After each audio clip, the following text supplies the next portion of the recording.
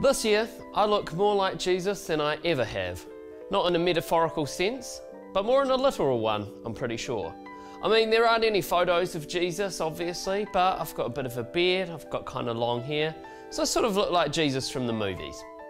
Anyway, that has made me think a lot about what it looks like to actually look like Jesus, because the Bible does entrust us to be Christ-like.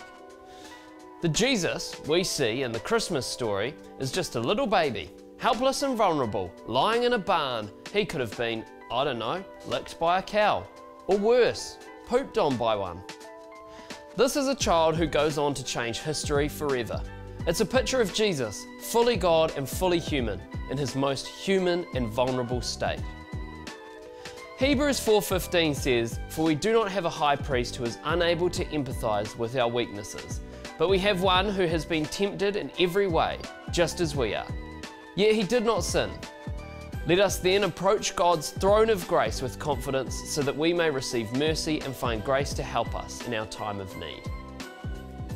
Here in the manger, baby Jesus represents the high priest. He is the high priest, who is completely reliant on the people around him to shape him into the king of the universe, right?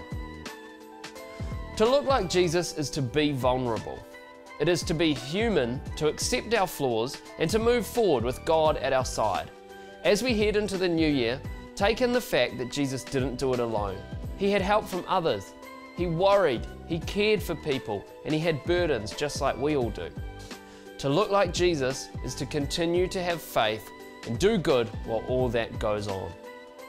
I know it's easier said than done, but it's a new goal of mine as we round out 2022. Good luck with it all, and Merry Christmas. And don't worry, you don't have to grow your hair long to be Christ-like, but it doesn't mean you shouldn't.